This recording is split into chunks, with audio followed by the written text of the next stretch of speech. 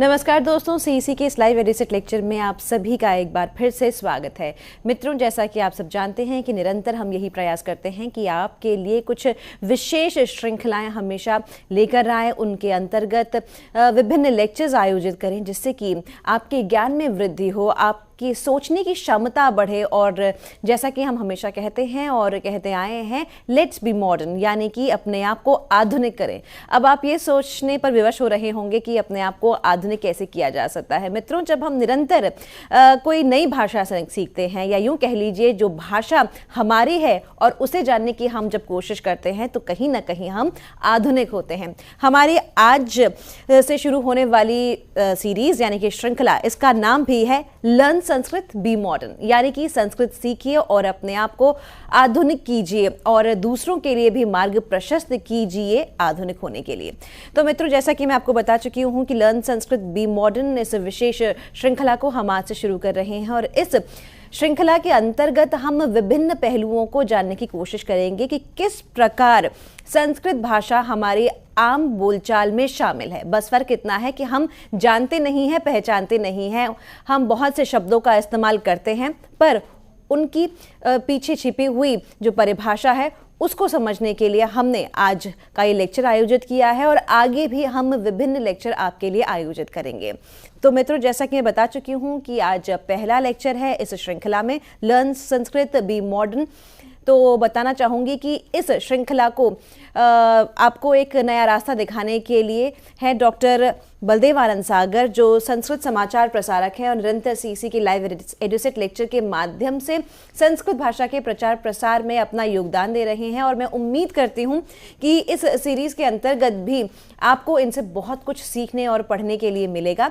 और मैं यही चाहूँगी कि आप जो भी यहाँ सीखें हमारे साथ ज़रूर साझा करें। तो मैं यहाँ पर वक्त बिल्कुल अपने हाथों में नहीं पकड़ कर बैठूंगी और मैं चाहूँगी कि हम डॉक्टर बलदेव आनंद सागर का स्वागत करें और इनके माध्यम से संस्कृत को पढ़ने की कोशिश करें और जैसा कि सीरीज खुद ब खुद कहती है, खुद को आधुनिक करने की कोशिश करें। तो डॉक्टर सागर, आपका एक बार फिर से सीईसी की लाइव एडिसेट लेक्चर में स्वागत है। धन्यवाद गीतिका, खूब खूब धन्यवाद। मित्रों नमस्कार। और आज संक्रांति का दिन है, इसके लिए आपको सबको हार्दिक शुभकामनाएं। संक्रांति शब्द ही अपने आप में बहुत ऐसा शब्द है जो हम सब लोगों को सोचने को बाध्य करता है कि किस प्रकार हम अपने जीवन को ज़्यादा उदार, ज़्यादा उदात्त और अधिक से अधिक प्रसन्न और सुखमय, आनंदमय बनाएं।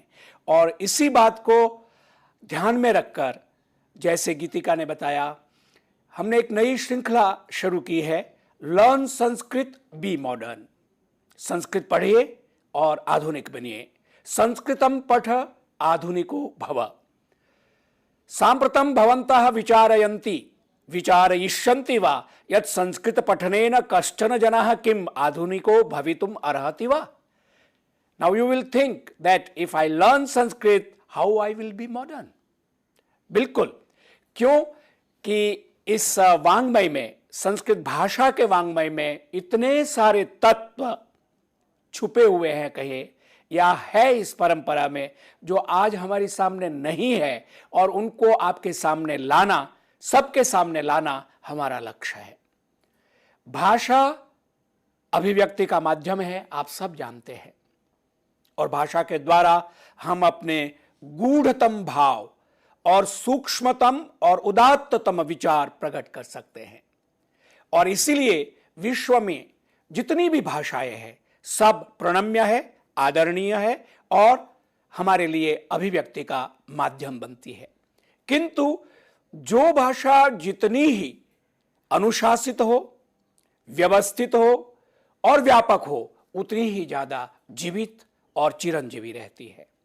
तो संस्कृत के बारे में मैं किस प्रकार की यह भाषा है, इस बात को विद्वानों के लिए रखता हूं कि विद्वान लोग इस पे अपनी बात रखें। मैं एक संस्कृत का विद्यार्थी हूं और जिस तरह से पारंपरिक ढंग से मैंने संस्कृत पढ़ी है, मैं केवल 3 श्लोक लेके आज आपके सामने आया हूं, जो प्रत्येक भारतीय प्रतिदिन प्रायः इसका उच्चारण भी करता है, जीवन में बोलता भी है। और इन 3 श्लोक जो अनुष्टुप छंद में है, माध्यम से मैं संस्कृत लर्निंग की प्रक्रिया को आगे बढ़ाऊंगा। श्लोकत्रयमादाय अहम अत्र उपस्थितोस्मि। एतान श्लोकान आधृत्य केन प्रकारेण वयम संस्कृतं पठितुं प्रयतामहे वा प्रयत्नं करिष्यामः इत्येव अस्माकम् अस्ति लक्ष्यम्. I have brought 3 shlokas which almost all Indian use in their day-to-day life. With the help of these 3 shlokas, I will explain how we can learn Sanskrit slowly and gradually. तो आइए पहले श्लोक की उपस्थिति और उसका उच्चारण मैं आपके सामने कर रहा हूं. सुनिए और मेरे साथ आप बोलिए भी. पहला श्लोक है, कराग्रे वसते लक्ष्मीः, कराग्रे वसते लक्ष्मीः, करमध्ये सरस्वती, करमध्ये सरस्वती, करमूले तु गोविन्दः, करमूले तु गोविन्दः, प्रभाते करदर्शनम्, प्रभाते करदर्शनम्. कोई भी अच्छी हिंदी जानने वाला या अपनी मातृभाषा जानने वाला अगर इस श्लोक का पाठ करता है तो इसका अर्थ सहज ही समझ सकता है कि मेरे हाथों के अग्रभाग में, कराग्रे माने करयोः अग्रे, दोनों हाथों के आगे के भाग में लक्ष्मी का वास है और मध्य माने बीच में सरस्वती का वास है और मूल जहां से हाथ शुरू होता है वहां गोविंद का वास है. और इसीलिए सुबह उठते ही मैं अपने हाथों का दर्शन कर रहा हूं, देख रहा हूं. प्रभाते माने प्रातः काल. अब इस श्लोक को, क्योंकि भारत इतना विशाल है, अनेक राज्य है, अनेक भाषाएं हैं, तो कुछ विद्वान पाठ भेद करके इसको बोलते हैं, कराग्रे वसते लक्ष्मीः, करमध्ये सरस्वती, करमूले स्थिता गौरी, प्रभाते करदर्शनम्. करमूल यानी जहां से कर हाथ का जो बंधन है, मूल है, वहां गौरी है, यानी पाठभेद, गोविंद की जगह गौरी कर दिया. अब पाठभेद एक ऐसी प्रक्रिया, इंटरपोलेशन जिसको हम आंग्ल भाषा में, अंग्रेजी में कहते हैं, तो संस्कृत साहित्य में बहुत कई जगह, कई साहित्य में आपको पाठ भेद मिलेगा. क्यों? क्योंकि जिस तरह के in due course of time साहित्य की जब यात्रा होती है, एक श्लोक दूसरे मुख से कोई तीसरा सुनता है, पढ़ता है, तो कभी प्रिंट करने में, कभी लिखने में, कभी बोलने में थोड़ा वर्ण व्यत्यय होता है, शब्द अक्षर इधर इधर हो जाते हैं और पाठभेद होता है. और कुछ पाठभेद जानबूझकर भी किया जाता है, वो सब विद्वान लोग जानते हैं इस बात को. तो इसमें जो एक अवधारणा है कि ये हमारा शरीर जो पृथ्वी, जल, तेज, वायु, आकाश से बना हुआ है, पूरे दिन में सारे कार्यकलाप अपने करते हुए रात में जब हम शैया पर जाते हैं और सो जाते हैं गाढ़ निद्रा में, और हमारा शरीर एक प्रकार से रिचार्ज हो जाता है, अस्माकं शरीरम पुनः ऊर्जाम प्राप्नोति शयनेन निद्रया वा. सोने से हमारे शरीर में एक प्रकार से जो एक ताकत आती है, स्फूर्ति आती है. और प्रातःकाल जिस समय भी आप उठते हैं, उस समय उठने के बाद कर दर्शन का भारतीय संस्कृत में वैज्ञानिक महत्व है. वैज्ञानिक महत्व किस प्रकार से कि अपना हाथ जगन्नाथ, यानी कि कर्म की प्रेरणा, जीवन में आलस न हो, स्वाध्याय प्रवचनाभ्याम न प्रमदितव्यम. ये उपनिषद और वेद का आदेश है, संदेश है कि स्वाध्याय माने चिंतन, प्रवचन माने जो बात कहनी है, या स्वाध्याय प्रवचन का जो टेक्निकल मीनिंग है उसको लेकर भी हम कह सकते हैं पढ़ना, पढ़ाना, प्रवचन करना और समाज में उच्च आदर्शों को आख्यापित करना, रखना, प्रतिष्ठापित करना. इस बात को हमारा जो वैदिक संदेश है कि उसमें प्रमाद नहीं करना चाहिए, यानी कि कर्म की शिक्षा, सतत कर्म करना चाहिए। कर्म से ही सिद्धि मिलती है, कर्म से ही व्यक्ति विकास करता है, कर्म से ही अपना भाग्य बनाता है व्यक्ति। तो कर्म की प्रेरणा कहां से? सुबह जब हम उठेंगे तो शरीर को स्फूर्ति के साथ पुनः अगले कई घंटों के लिए हमें ताकत चाहिए, चेतना चाहिए, ऊर्जा चाहिए। उसके लिए कर दर्शन की फिलॉसफी है। इसके पीछे कोई वर्ग विशेष, जाति विशेष, धर्म विशेष, भौगोलिक सीमा नहीं है। विश्व का कोई भी व्यक्ति अपने दोनों हाथों को इकट्ठा करके कराग्रे वसते लक्ष्मी, करमूले सरस्वती, करमध्य तु, इस तरह से दर्शन कर सकता है। तो इससे होगा क्या?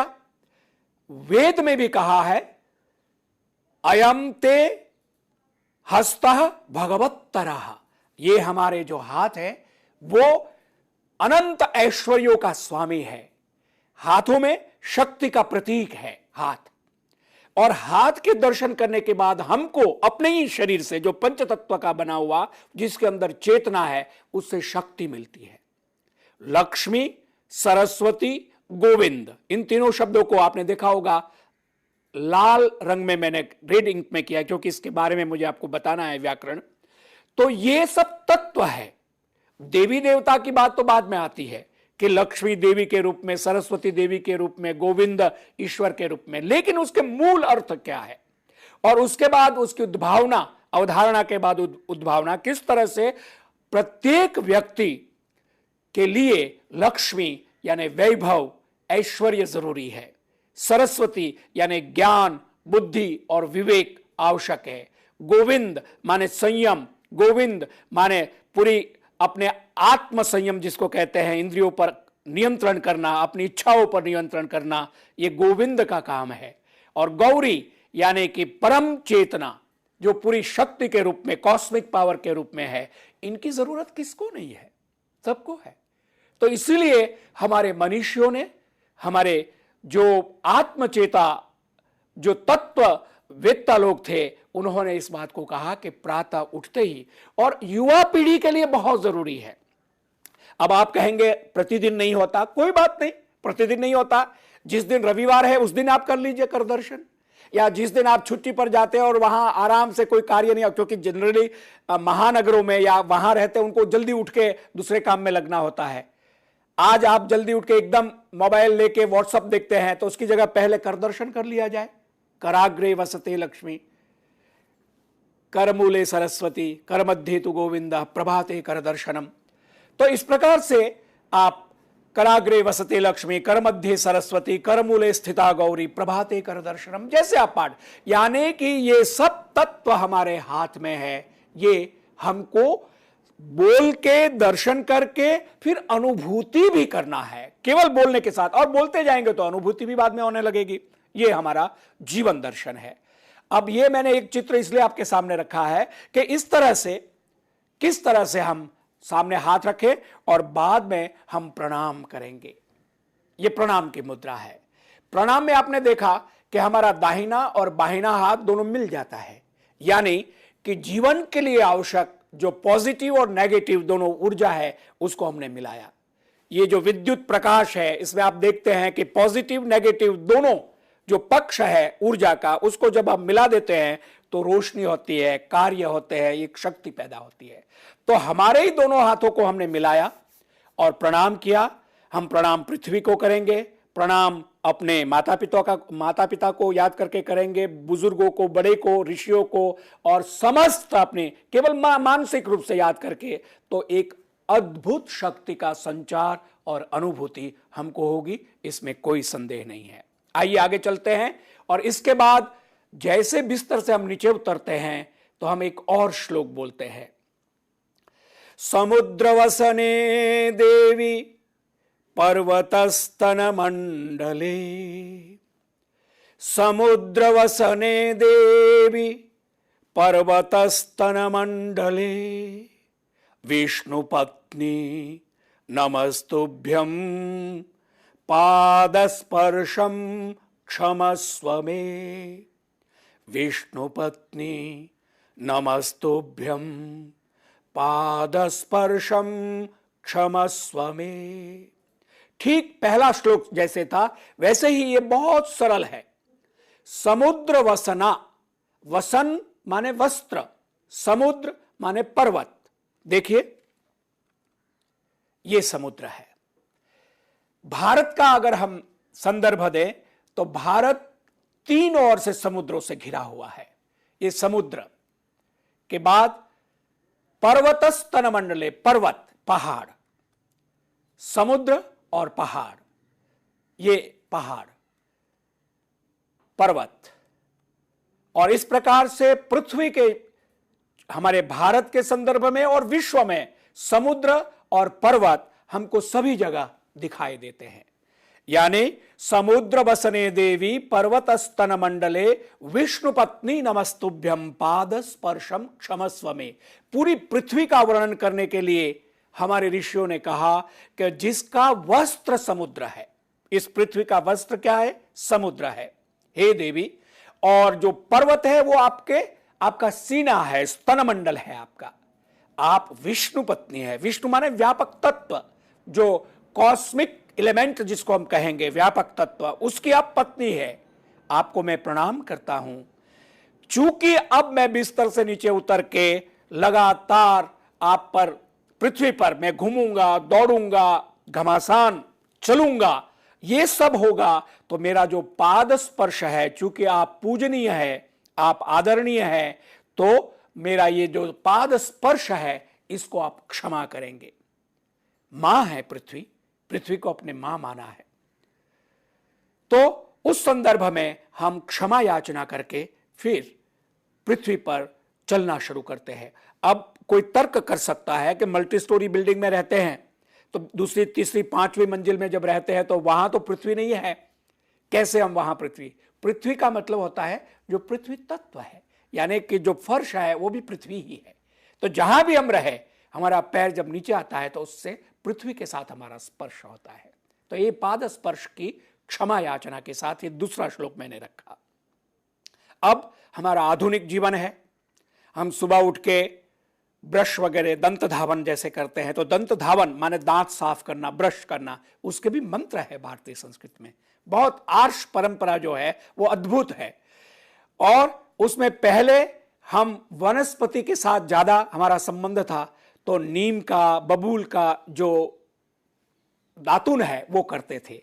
और वो दातुन तोड़ने के लिए भी हम नीम से प्रार्थना करते हैं कि मैं तेरी टहनी तोड़ रहा हूं, मुझे क्षमा करना, क्योंकि ये टहनी तोड़ के मैं अपने दांत साफ करूंगा, लेकिन मैं टहनी तोड़ता हूं, ये एक प्रकार से तुमसे मैं कुछ ले रहा हूं, तो मैं तुम्हें पानी पिलाऊंगा या और एक पेड़ लगाऊंगा। इस तरह से करके हम क्षमा याचना करके दातुन। लेकिन आजकल तो हम ब्रश करते हैं, पेस्ट होता है और इस तरह का जीवन है। उसके बाद जो भी हम उषाह पान करते, जलपान या चाय पान या इस तरह से, ये सब होने के बाद हो, लेकिन सूर्योदय के समय हम सूर्य को नमस्कार करते हैं। ये तीसरा श्लोक जो मैं आपके सामने अभी रख रहा हूं।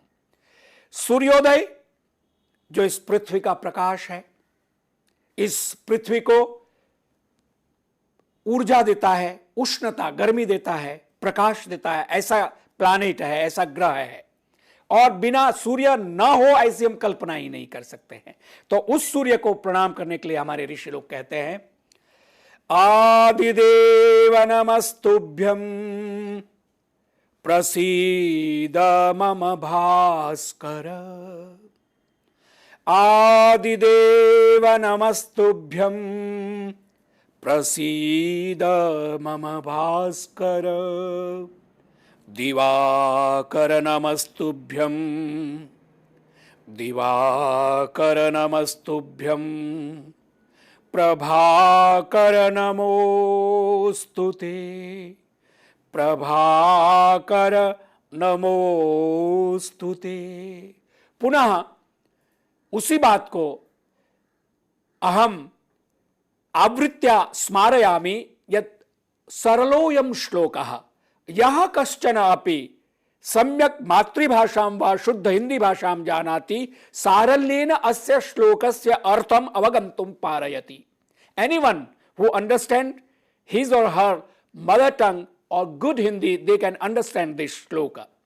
Adidev जो अनंत काल से देवता के रूप में विराजमान है, सूर्य देव, उसको आदिदेव कहते हैं। सूर्य को नमस्तुभ्यम, आपको मैं प्रणाम करता हूं। प्रसीद मम भास्कर, हे भास्कर, रोशनी देने वाले देवता, मम प्रसीद, मेरे पर प्रसन्न होइए। दिवाकर, दिवा माने दिन, सूर्य होता तो दिन होता है, सूर्यास्त हो जाता तो रात्रि हो जाती है। दिवाकर माने जिसके कारण, जिसके उदित होने के कारण दिन बनता है। हे दिवाकर, नमस्तुभ्यम, आपको मैं प्रणाम करता हूं। प्रभाकर, प्रभा करने वाले, ज्योति देने वाले, रोशनी देने वाले, प्रकाश देने वाले, हे प्रभाकर, नमोस्तुते, आपको मैं पुनः प्रणाम करता हूं। बहुत सरल। सूर्य के 3 शब्द आए हैं, आदिदेव, भास्कर, दिवाकर, प्रभाकर, 4 शब्द है। और कितने शब्द पर्यायवाची सिनोनिम्स होते हैं वो भी मैं आगे आपको अमरकोश की मदद से बताऊंगा। तो ये 3 श्लोक मैं आधार रूप में आपके सामने रख रहा हूं कि हम ज्यादा आज की युवा पीढ़ी या जो भी लोग हैं, इवन जो अपने आप को नास्तिक कहते हैं कि हम तो भगवान में नहीं मानते हैं, बिल्कुल ठीक है, आपका हम आदर करते हैं, कोई बात नहीं, लेकिन ये 3 हम सब के लिए, आस्तिक, नास्तिक और इस पृथ्वी का हर व्यक्ति, उसके लिए आवश्यक है। सूर्य को प्रणाम करने से चेतना मिलती है, शक्ति, पॉजिटिव एनर्जी मिलती है। तो क्यों ना हम उस तत्व को स्वीकार करें जो कि हमको आधुनिक बनाए, हमको समय के साथ शक्ति और प्रेरणा दे। क्योंकि जीवन में वैसे भी डिप्रेशन, अवसाद, दुख, प्रतिकूलता की कमी नहीं है, ये सब चीज हमारे सामने है। उसके प्रतिरोध के लिए हम क्या करते हैं, बहुत सारा प्रयास करते हैं, दिन रात सोचते हैं कि हमको सुख कैसे मिले, आनंद कैसे मिले। तो अगर इन चीजों से आप जीवन में प्रयोग कीजिए, हफ्ते भर, 10 दिन, 15 दिन कीजिए, और आप देखिए आपके जीवन में स्वयं में कितना अंतर आता है। और इसके लिए बालक हो, युवा हो, वृद्ध हो, पुरुष हो, स्त्री हो, कोई भी हो, सबके लिए यह ऐसी वस्तु है जो सबको शक्ति देगी। तो इन्हीं 3 श्लोकों के आधार पर हम आगे बढ़ते हैं। पुनः मैं इन तीनों श्लोकों का पाठ करता हूं, आप मेरे साथ करेंगे तो आपको भी वो बहुत जल्दी याद हो जाएगा और प्रतिदिन आप इसको प्रयोग कर सकते हैं। आइए एक बार पाठ करें। और इसमें जो काले रंग के शब्द है वो तो सहज है, लाल रंग के शब्द मैंने इसलिए इसको किए हैं क्योंकि इसके आधार पर संस्कृत भाषाम शिक्षितुम वयम अग्रे गच्छामः, अग्रे सरामः। Just to learn Sanskrit, with the help of these words, we will go ahead and learn some simple Sanskrit. So let us recite these 3 shloks. कराग्रे वसते लक्ष्मीः, करमध्ये सरस्वती। कराग्रे वसते लक्ष्मीः, करमध्ये सरस्वती। करमूले तु गोविन्दः, करमूले तु गोविन्दः। प्रभाते करदर्शनम्, प्रभाते करदर्शनम्। और पाठ भेद कभी कभी दूसरे राज्यों में जिस तरह से बोलते हैं, कराग्रे वसते लक्ष्मीः, करमध्ये सरस्वती। करमूले स्थिता गौरी, प्रभाते करदर्शनम्। हाथों को देखने के बाद उसको मलते हैं और आंखों पर भी लगाते हैं, जिससे हाथ में आई हुई जो शक्ति है, ऊर्जा, हमारे आंखों के तेज को भी बढ़ाए। दूसरा श्लोक जिसमें हम पृथ्वी को प्रणाम करते हैं। समुद्र वसने देवी, पर्वतस्तन मंडले। समुद्र वसने देवी, पर्वतस्तन मंडले। विष्णुपत्नी नमस्तुभ्यं, विष्णुपत्नी नमस्तुभ्यं। पादस्पर्शं क्षमस्व मे, पादस्पर्शं क्षमस्व मे। इस प्रकार से हम सुबह बिस्तर से नीचे उतर के फिर आगे चलना शुरू करते हैं। और तीसरा श्लोक जब हम सूर्य को प्रणाम करते हैं, आदिदेव नमस्तुभ्यं, प्रसीद मम भास्कर दिवाकर नमस्तुभ्यं प्रभाकर नमोस्तुते आदिदेव नमस्तुभ्यं प्रसीद मम भास्कर दिवाकर नमस्तुभ्यं प्रभाकर नमोस्तुते। सूर्य को प्रणाम करने के लिए इन श्लोक का आदिदेव का हम उच्चारण करते हैं। और इसमें सूर्य के 4 नाम, जैसे कि पहले मैंने व्याख्या की है, वो है, और सूर्य को प्रणाम करने के बाद जो एक प्रकार की दिव्य अनुभूति होती है, उसका हमने अनुभव करना है। इन तीनों श्लोकों को लेकर अब हम आगे बढ़ते हैं और हम आरंभ करते हैं संज्ञा प्रकरण।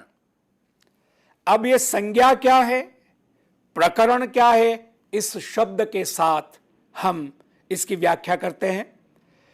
संज्ञा अर्थात जिसके द्वारा किसी वस्तु या पदार्थ को जाना जाए, उस नाम को संज्ञा कहते हैं। जैसे लक्ष्मी, सरस्वती, गोविंद, गौरी, आदिदेवः, प्रभाकरः इत्यादि, ये सब नाम है। और मैं कहूं, अंग्रेजी साहित्य के महान साहित्यकार शेक्सपियर, जिनकी उक्ति है आप सब जानते हैं, what is in the name. और हमारे यहां द्वैत दर्शन है, जिसमें नाम रूप को मिथ्या माना जाता है। लेकिन ये दर्शन की और भावात्मक धरातल की बात है। जीवन में अगर नाम ना हो तो आदमी की पहचान नहीं होती है। इसीलिए इस संज्ञा के द्वारा वस्तु या पदार्थ का नाम रखा जाता है और उससे उस वस्तु और पदार्थ या व्यक्ति, इन सब की पहचान होती है। संज्ञा कितने प्रकार की, जिसको अंग्रेजी में आप नाउन कहते हैं, हिंदी में आप नाम कहते हैं, उसी को संस्कृत में संज्ञा कहते हैं। और संज्ञा कितने प्रकार की होती है? व्यक्तिवाचक संज्ञा, माने किसी व्यक्ति का नाम। स्थानवाचक संज्ञा यानी दिल्ली, अमेरिका, लखनऊ, बेंगलुरु, जो भी मतलब शहर का नाम है, या जैसे कोई रेलवे स्टेशन उसका नाम है, या किसी जगह का नाम है, तो वो स्थानवाचक संज्ञा हो गई। भाववाचक संज्ञा, प्यास, भूख, क्षुधा, बुभुक्षा, ये भाववाचक, सुख, दुख, ये भाववाचक है। तो इसके ये शब्द जो कहे जाएंगे वो भाववाचक संज्ञा कही जाएगी। समूहवाचक संज्ञा, समूह में जैसे सेना, कक्षा, सभा, ये सब एक साथ उस शब्द से ग्रुप का हमें ज्ञान होता है। आजकल जैसे व्हाट्सएप है, उसमें ग्रुप्स बने हुए हैं, तो ये समूह है। तो समूह की किस तरह से हम संज्ञा रखते हैं? कालवाचक संज्ञा। 5वां, कालवाचक माने समय सूचक संज्ञा हम जैसे कहते हैं, जिसमें दिन, मास, तिथि और पल, घड़ी, निमेष, ये क्षण, ये कालवाचक संज्ञा है। जातिवाचक संख्या, जाति माने किस प्रकार से प्राणी, जैसे हम कहेंगे कि ये वानर जाति है, ये मनुष्य जाति है, ये पशु जाति है, तो जातिवाचक संज्ञा। और कई भेद है, यानी संज्ञा जो नाम हम रखते हैं वो कई भेदों में, व्याकरण में ये पूरा अध्याय आता है। हम हिंदी का व्याकरण पढ़े या अंग्रेजी का व्याकरण पढ़े, इसमें नाउन यानी संज्ञा का बोध किया जाता है। और संस्कृत व्याकरण में इसको बहुत ही अच्छी तरह से व्याख्यान और इसकी एक तरह से व्यवस्था की गई है। संज्ञा को प्रातिपदिक बोलते हैं, और ये प्रातिपदिक क्या होता है मैं आगे आपके सामने व्याख्यान करता हूं। तो आइए, जैसे हमने पहला श्लोक बोला, कराग्रे वसते लक्ष्मी ही, तो ये लक्ष्मी व्यक्तिवाचक संज्ञा है। अब हिंदी, अंग्रेजी या और किसी भाषा में भी जब हम शब्द बोलते हैं, ध्वनि करते हैं, तो उसका अर्थबोध होता है। ठीक वैसे संस्कृत व्याकरणे भी एवमेव भवति, परम आधार रूपेण तत्र कह धातु, धातोः प्रत्ययः कः, प्रत्ययेन शब्दस्य केन प्रकारेण बोधो भवति इति विशेषेण अवगम्यते। कोई भी शब्द है, उस शब्द से हमें अर्थबोध क्या होता है इस बात का ज्ञान होता है। जैसे लक्ष्मी है, तो लक्ष्म माने चिन्ह होता है। लक्ष्म माने एक प्रकार का खास विशेष जिनका एक संकेत हो, उसको लक्ष्म कहते हैं। और भी कई अर्थ है, लेकिन मुख्य अर्थ मैं आपको बता रहा हूं। और फिर वो स्त्रीवाचक हो तो उसमें प्रत्यय गीप टीप वो होके लक्ष्मी शब्द बनता है। यानी विशेष चिन्ह हो, ऐश्वर्य का, वैभव का, सौंदर्य का, सब पॉजिटिव पॉजिटिव रचनात्मक चीजें हैं। कमल पर बैठती है, ऐसा हमने हमारे ऋषियों ने कल्पना की है कि लक्ष्मी का वास कमल में होता है। तो दूसरा नाम पद्मालया है। पद्म माने कमल, आलय माने घर, माने पद्म में, कमल में निवास। कमल एकदम आप देखें तो व्यवहार और परमार्थ का समन्वय है। व्यवहार माने उसमें सुंदरता है, खुशबू है, मनोहरता है और एक भव्यता दिखती है। और कमल निर्लिप्त होता है। कमल जल में भी रहकर जल से निर्लिप्त होता है। माने व्यवहार में, जीवन में सब कुछ करते हुए हमें सबसे ऊपर उठना है, अनासक्त होना है, इस बात का बोध होता है। तो लक्ष्मी पद्मालया है। पद्मा कमल रूप है। कमला, कमल से कमला आप कह सकते हैं। और कमला का अर्थ भी होता है कि जो विशेष ऐश्वर्य वाला हो। श्री ही, श्री हमारे यहां बहुत प्रयोग होता है, हर नाम के आगे हम श्री लगाते हैं। श्री भी ऐश्वर्य का प्रतीक है। हरि प्रिया, हरि की, भगवान जो षडैश्वर्य संपन्न परमात्मा है उसकी प्रिया है। माने एक पुल्लिंग है, एक स्त्रीलिंग है, मैस्कुलिन एंड फेमिनिन, उसका संयोग किया है। जैसे भगवान शिव का अर्धनारीश्वर के रूप में संयोग होता है और संपूर्ण रूप बनता है, इस प्रकार से लक्ष्मी का एक नाम हरिप्रिया है और वो हरि की, परमात्मा की प्रिया है।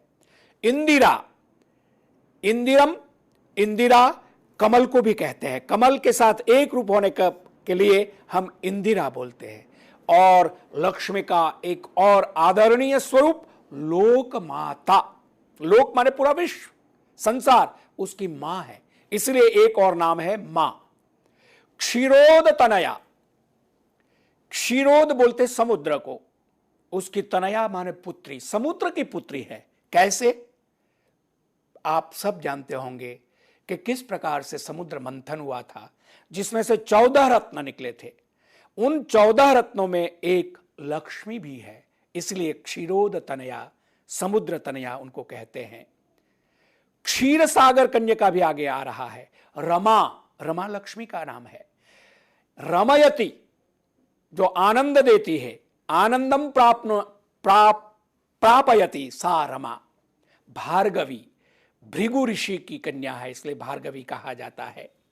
और लोक जननी, लोक माता, लोक जननी एक ही बात है, पर्यायवाची शब्द है। क्षीर सागर कन्या, और क्षीर सागर समुद्र कई प्रकार के हैं हम जानते हैं, उसमें से एक समुद्र क्षीर सागर के रूप में, जिसमें विष्णु जी का आनंद शयन माना जाता है, उसकी ये कन्या है। इस प्रकार से अमर कोश में लक्ष्मी के 14 नाम दिए हैं। लक्ष्मी व्यक्तिवाचक संज्ञा है, किंतु हमारे भारतीय साहित्य, भारतीय वांग्मय परंपरा में लक्ष्मी के जो विभिन्न स्वरूप और वर्णन है, जो कवियों ने, लेखकों ने, मनीषियों ने किया है, वो अमर कोश एक ग्रंथ है, डिक्शनरी का ये शब्दकोश है, बहुत प्रसिद्ध है, सब विद्वान लोग जानते हैं। उसमें विभिन्न नामों को, वर्ग है, कांड दिए हुए हैं, वर्ग दिया हुआ है, और उसके बाद श्लोक है। तो 1-1-64 जो नंबर है, इसका मतलब है प्रथम कांड के प्रथम सर्ग का 64वां श्लोक है ये। और 14 नीचे जो अंक है, इसका मतलब होता है कि लक्ष्मी के 14 पर्याय अमर कोश में दिए हैं। वैसे बहुत सारे हैं, किंतु उन्होंने, अमर सिंह जी ने 14 नामों का उल्लेख अमर कोश में किया है। आइए आगे बढ़ते हैं। इसके बाद सरस्वती आया। कराग्रे वसते लक्ष्मी, कर मध्य सरस्वती। सरस्वती, रसवती, रसेन सह सरसा सा सरस्वती, जो आनंद दे, रस दे, रस का आस्वादन कराए। भौतिक आनंद तो है ही है, आध्यात्मिक आनंद दे, विद्या का आनंद दे, साधना का आनंद दे, अध्यात्म का आनंद दे, उसको सरस्वती कहते हैं। उनके 7 नाम अमरकोश में दिए गए हैं। ब्राह्मी तु भारती भाषा, गीर्वाग्वाणी सरस्वती। ब्राह्मी, ब्रह्म से ब्राह्मी बना, ब्राह्मी सरस्वती का नाम है, पर्याय है। भारती, भारती, भा प्रतिभा, भा भास या तेज, तेजसी, रता, सा जो तेज में, प्रकाश में सतत रमण करती हो या प्रकाशवती हो, उसको भारती आप कहेंगे। भाषा, भाषा माने अभिव्यक्ति, जो मन में भाव है, मस्तिष्क में विचार है, उसको सामने लाए संसार के सामने, तो इसलिए भाषा। गीर, गी का मतलब अर्थ भी भाषा होता है। देवता भी, दैवत जो स्वरूप है, गीर्वाग्वाणी सरस्वती, देवता को भी गैरवाणी बोलते हैं संस्कृत को। तो गीर शब्द का अर्थ होता है सरस्वती, वाक, वाक माने वाणी, वाचा, और वाणी तो है ही है, और सरस्वती। ये 7 नाम सरस्वती के अमरकोश में दिए हुए हैं। आगे चलिए, विष्णु के कितने नाम है? 46, 46 नाम विष्णु के अमरकोश में दिए हुए हैं। मैं पाठ करता हूं, आप सुनिए। विष्णुर्नारायणः कृष्णो वैकुंठो विष्टरश्रवाः दामोदरो ऋषिकेशः केशवो माधवः स्वभुः दैत्यारि पुंडरीकाक्षो गोविंदो गरुड़ध्वजः। गोविंद शब्द आया है, कराग्रे वसते लक्ष्मी, करमध्ये सरस्वती, करमूले तु गोविंदः। गोविंदो गरुड़ध्वजः पीतांबरोच्युतः शार्ङ्गी विश्वक्सेनो जनार्दनः उपेन्द्र इंद्रावरजश्चक्रपाणिश्चतुर्भुजः पद्मनाभो मधुरिपुः वासुदेवस्त्रिविक्रमः देवकीनन्दनः शौरिः श्रीपतिः पुरुषोत्तमः वनमाली बलिध्वंसी कंसारातिरथोक्षजः विश्वंभरः कैटभजिद्विदुः श्रीवत्सलाञ्छनः पुराणपुरुषो यज्ञ पुरुषो नरकान्तकः जलशायी विश्वरूपो मुकुंदो मुरमर्दनः मुकुंदो मुरमर्दनः। विष्णु के ये 46 नाम अमरकोश में मिलते हैं, लेकिन यहां मैं ये बात कहना चाहूंगा कि भारतीय वांग्मय परंपरा में, या यूं कहिए संस्कृत साहित्य परंपरा में, सहस्त्र नाम की समृद्ध और अद्भुत परंपरा है। विष्णु सहस्त्र नाम, शिव सहस्त्र नाम, देवी सहस्त्र नाम, दुर्गा सहस्त्र नाम, हनुमत सहस्त्र नाम, सीता सहस्त्र नाम, प्रत्येक जो दिव्य शक्तियां जिनको हमारे यहाँ जिनका वर्णन मिलता है, जिनकी उपासना की गई, साधना की गई है साधकों द्वारा, और उन शक्तियों का साक्षात्कार किया है, उन सब की सहस्त्र नाम परंपरा है। यानी कि प्रत्येक जो ध्वनि होती है उसमें कहीं ना कहीं उस तत्व की अभिव्यक्ति होती है। इसलिए सहस्त्र नाम की परंपरा अद्भुत परंपरा है। अगर गंभीर अध्ययन करना चाहते हैं और इन सहस्त्र नाम परंपराओं के बारे में आप पढ़ना चाहते हैं तो संस्कृत साहित्य में विपुल वांग्मय कई पुस्तकें और आपको YouTube पर भी बहुत सारे स्तोत्र मिल जाएंगे। आइए आगे बढ़ते हैं।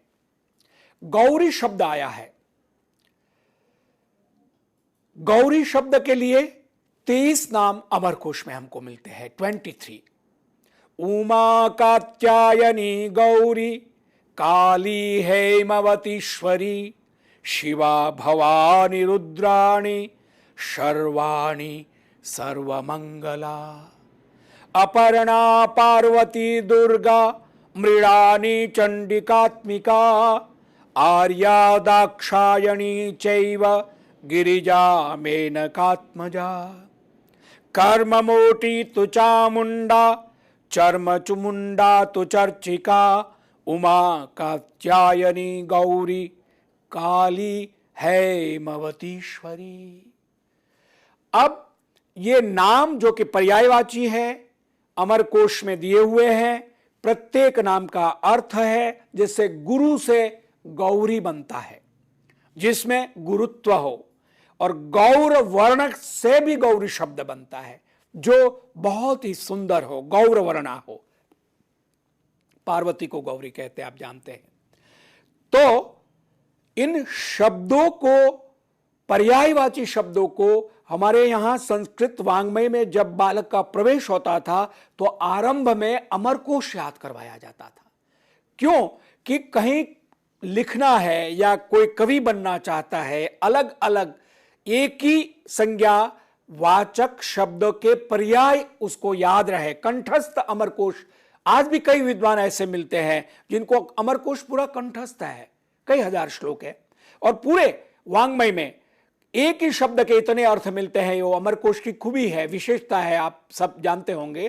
तो गौरी के इतने पर्यायवाची शब्द है। गौरी की जगह कात्यायनी शब्द भी हो सकता है, काली भी हो सकता है, शिवा भी हो सकता है, भवानी भी हो सकता है, गिरिजा भी हो सकता है।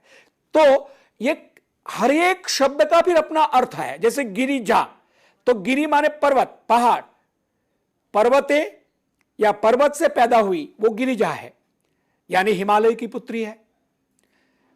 काली है, काली का रूप धारण किया था इसलिए उनका नाम काली है। कात्यायनी है, सर्वमंगला है, सर्वमंगलकारिणी है। मेनकात्मजा, मेनका की बेटी है इसलिए मेनकात्मजा है। यानी प्रत्येक शब्द का अर्थ उस व्यक्ति की विशेषता बताता है। और संस्कृत में तो आप जानते ही है कि ध्वनि जो पद है उस पद से ही पता चलता है कि इसका अर्थ क्या है। इसलिए व्यक्तिवाचक जितनी भी संज्ञाएं हैं उसका यह महत्व है कि उस संज्ञा से उस व्यक्ति के गुण और उसकी पहचान पता चलती है, उसकी खूबियां, विशेषताएं उससे पता लगती है। अब हमने समुद्र वसने देवी पर्वतस्तन मंडले विष्णु पत्नी नमस्तुभ्यम पाद स्पर्शम क्षमस्व में श्लोक में समुद्र वसने पढ़ा। समुद्र शब्द के 15 नाम अमरकोश में मिलते हैं। समुद्रोब्धिरकूपारः पारावारः सरित्पतिः उदन्वानुदधिः सिन्धुः सरस्वान् सागरोर्णवः रत्नाकरो जलनिधिः यादः पतिरपाम्पतिः। समुद्र, अब्धिः, अकूपारः, पारावारः, सरित्पतिः, उदन्वान्, उदधिः, सिन्धुः, सरस्वान्, सागरः, अर्णवः, रत्नाकरः, जलनिधिः, यादः पति और अपाम्पति। ये 15 नाम समुद्र के अमरकोश में दिए हुए हैं। इसके अलावा भी और कई शब्द मिलते हैं समुद्रवाचक, किंतु मुख्य रूप से इन शब्दों का प्रयोग होता है। तो समुद्र वसने देवी में समुद्र का संदर्भ आया, तो मैंने आपके सामने ये समुद्र के नाम रखे। और अब आदिदेव नमस्तुभ्यम प्रसीद मम भास्कर दिवाकर नमस्तुभ्यम प्रभाकर नमो। तीसरा श्लोक जो हमने सूर्य की वंदना के लिए बोला। आइए अब सूर्य के कितने पर्यायवाची शब्द संस्कृत वांग्मय में मिलते हैं जिनका उल्लेख अमर सिंह ने अपने अमरकोश में किया है। पहले आप पाठ सुन लीजिए, फिर मैं आपको बताता हूं। सूर्य सूर्यार्यमादित्य द्वादशात्म दिवाकराः भास्करा हस्कर ब्रध्न प्रभाकर विभाकराः भास्वद्विवस्वत् सप्ताश्व हरिदश्वोष्णरश्मयः विकर्तनार्कमार्तण्ड मिहिरारुणपूषणः द्युमणिस्तरणिर्मित्रश्चित्रभानुर्विरोचन विभावसुर्ग्रहपतिस्त्विषां पतिरहर्पतिः भानुरहंसः सहस्रांशुस्तपनः सविता रविः पद्माक्षस्तेजसां राशिच्छायानाथ तमिस्रः कर्म साक्षी जगच्चक्षुर्लोकबन्धुस्त्रयी तनुः प्रद्योतनो दिनमणिः खद्योतो लोकबान्धवः इनो भगो धामनिधिश्चांशुमाल्यब्जनीपतिः इनो भगो धामनिधिश्चांशुमाल्यब्जनीपतिः। 54 नाम है, 54 नेम्स ऑफ द सन, जिसको हम सूर्य देवता कहते हैं। उसके 54 नाम संस्कृत साहित्य में मिलते हैं और कुछ नामों के पीछे पूरी कथा है कि क्यों उनका नाम। जैसे मैं एक नाम आपको दूं, त्रयी तनुः।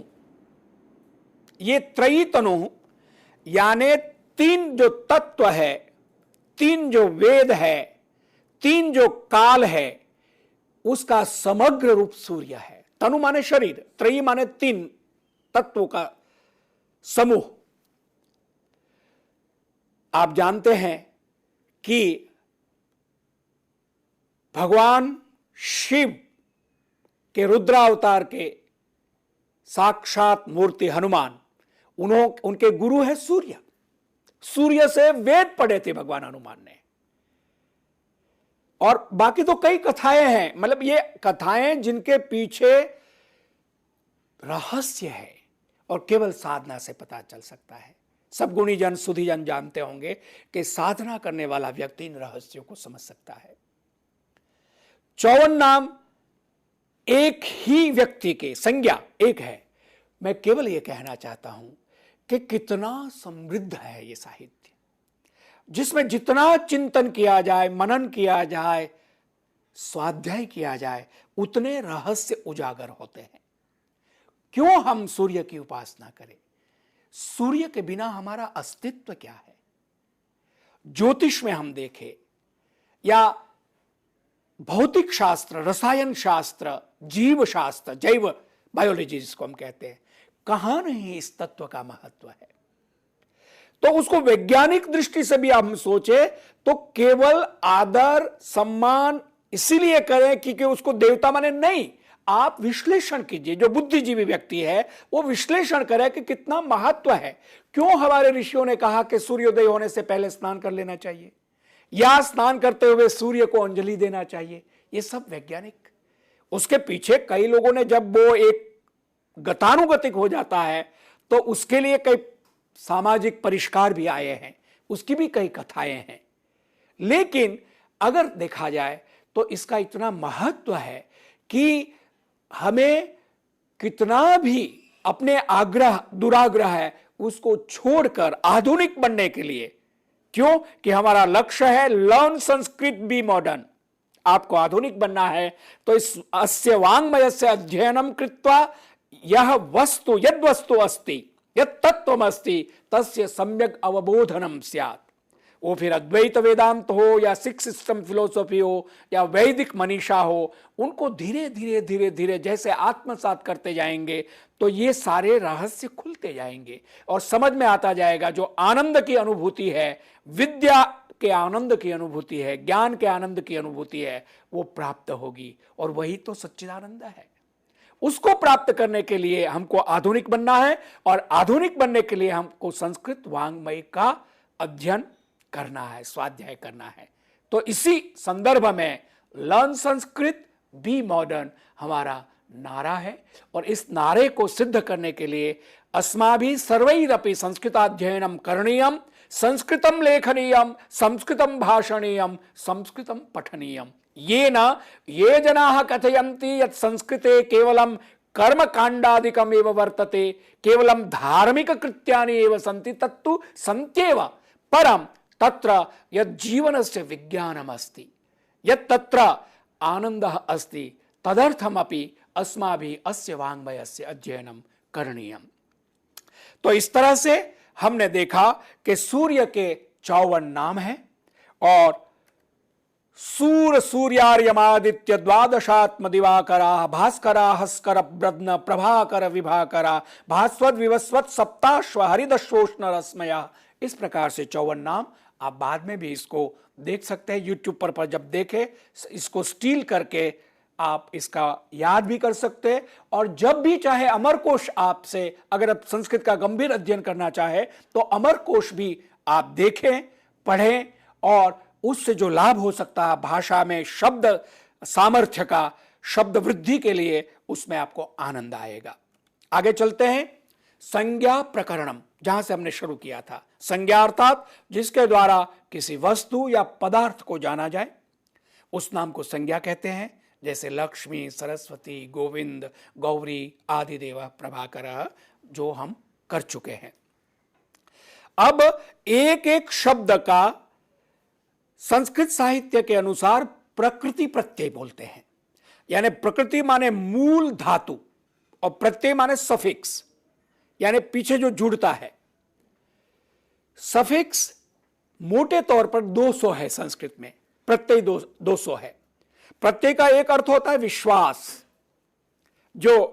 जिसको हम बिलीफ कहते हैं। तो मूल धातु से, प्रकृति से जब प्रत्यय जुड़ता है तो शब्द बनता है। उदाहरण के लिए मैं आपके सामने रखूं गोविंद, जैसे अभी तीसरे नंबर पर यहां है, तो गो माने इंद्रिय, सेंस, 6 सेंस, जो हमारे 5 हमारे सेंस है, स्पर्श, घ्राण माने गंध, रस और देखना, दृश्य, ये जो 5 इंद्रियां हैं, 5 तत्व, उसकी 5 इंद्रियां, कर्म इंद्रिय, ज्ञानेन्द्रिय जिसको कहते हैं। तो गवान गाह विंदती, यानी हमारी इंद्रियों का जो स्वामी है उसको गोविंद कहते हैं। विंद धातु, विधि धातु से विंद बनेगा। तो ये प्रत्यय लग के, गो से विंद लग के गोविंद माने ईश्वर, परमात्मा। परमात्मा ही तो जानते हैं हमारी इंद्रियों का विषय क्या है, हम क्या सोचते हैं। हम रस का आस्वादन करते हैं, स्पर्श का आनंद लेते हैं, आंखों से दृश्य देखते हैं, और नाक से घ्राण सुगंध लेते, सुगंध और दुर्गंध है, कानों से शब्द सुनते हैं। तो ये 5 इंद्रियों का जो विषय है उसका स्वामी तो परमात्मा है, कॉस्मिक जो पावर है वो है, तो गोविंद कहते हैं। तो इस तरह से कोई भी शब्द है उसकी व्युत्पत्ति जो उसको एनालिटिकल, उस शब्द को कैसे हम समझेंगे, उसकी एक अद्भुत परंपरा है। बाकी भाषाओं में भी है, अंग्रेजी, हिंदी या तमिल, तेलुगु, कन्नड़, मलयालम, गुजराती, सब में है, विदेशी भाषाओं में। लेकिन उन भाषाओं की सीमा है, या यूं कहे, तुलना अगर करें, भाषा विद्वान लोग करते होंगे, को किस प्रकार से संस्कृत में विशेष अनुशासन पद्धति से शब्दानुशासनम कहा है कि शब्दों में एक मर्यादा, एक व्यवस्था, एक वैज्ञानिक उसका विश्लेषण होना चाहिए, जिसके आधार पर शब्द बने, शब्द भंडार बने, शब्दों से अर्थ का बोध हो और व्यवस्था हो। संस्कृत को गणितात्मक कहते हैं, मैथमेटिकल लैंग्वेज। 2 + 2 4। अब संस्कृत में चूंकि गणितात्मक होने से इसका व्याकरण कठोर है। जैसे गणित के नियम कठोर थोड़े होते हैं, साहित्य सरल लगता है, गणित थोड़ा कठिन लगता है। छात्रावस्था में मुझे तो गणित बहुत कठिन लगता था, साहित्य सरल लगता था। तो इस तरह से भाषा का अपना एक, उसकी सरलता और उसका सौंदर्य और व्यवस्था है। संस्कृत में ही वो सब होने पर भी उसकी जो व्याकरण की थोड़ी कठोरता है, उस कठोरता के कारण इसको लोग कठिन समझते हैं, या वर्ग अभ्यास साध्य हम कहेंगे। यानी कि शास्त्रीय संगीत कोई सहज रूप में नहीं गा सकता जब तक कि प्रतिदिन उसका अभ्यास ना हो, रियाज ना हो, प्रैक्टिस ना हो।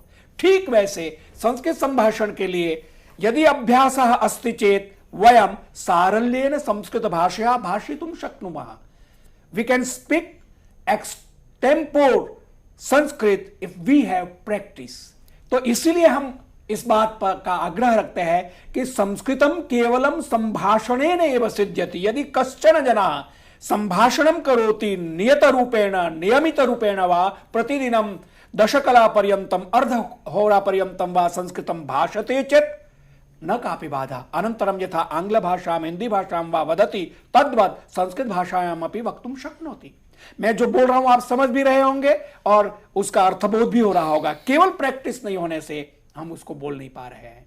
तो जिस तरह से मैंने इन तीनों श्लोकों को आपके सामने रखा और संज्ञा की बात की और जो इन श्लोकों में सरलता है उसकी बात की, क्योंकि ये सरल है इसको किसी तरह से और प्रमाणों की आवश्यकता नहीं है। आपने सुना भी, आपने पाठ भी किया होगा। आप जब इसको बोलेंगे तो एक आनंद की अनुभूति होगी। इसके उच्चारण में भी एक नियम है। अगर स जो दंत्य है, संज्ञा को संज्ञा में कह दूंगा तो अशुद्ध माना जाएगा। जैसे शास्त्रीय संगीत में सुर लगाते हैं तो सही सुर नहीं लगेगा तो वो उसको, उस गायन को शुद्ध नहीं माना जाता। इसी तरह से उच्चारण का भी उतना ही महत्व है। तो इसीलिए ये संज्ञा प्रकरण में आरंभ में हमने इन नामों की बात की।